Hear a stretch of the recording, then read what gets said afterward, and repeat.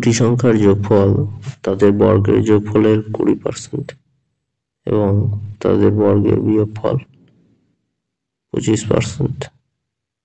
যদি সংখ্যা দুটি x ও y হয় তবে x plus y divided by x square এর মান কত? এখানে আমরা লিখতে পারি x plus y সমান সমান x square plus y square এর 20/100 মানে 20%। কাটাকুটি করলে 1/5। এবার x plus y সমান সমান x square plus y square by 5, এটা আমরা 1 নম্বর সমীকরণ লিখতে পারি। আবার x plus y সমান সমান x square minus y square এর 25%।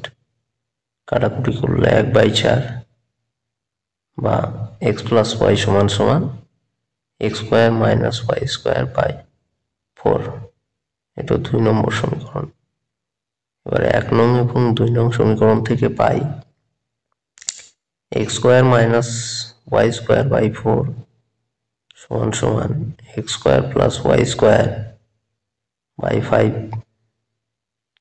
এখানে সমাধান করলে আমরা পাবো 5x square minus 5y square সমান সমান 4x square minus 4y square বা 5x square minus 4x square সমান সমান 4y square plus 5y square বা x square সমান সমান 9y square।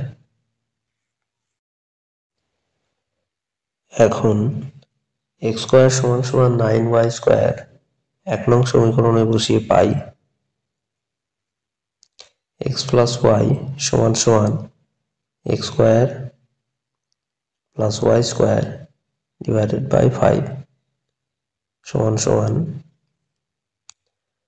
x square এর জায়গায় 9y square plus y square divided by 5 সমান সমান 10y square by 5, কাটাকুটি করে 2y square।